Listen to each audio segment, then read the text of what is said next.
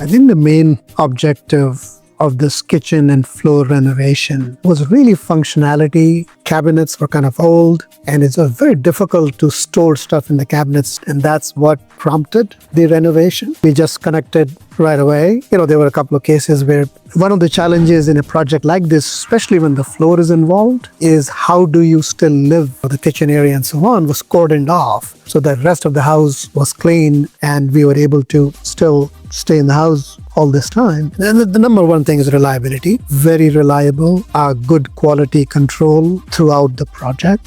There was never a case where David said something and did not do it. The look and feel is great. If somebody else is considering this project, go through that phase, because that was a very effective process.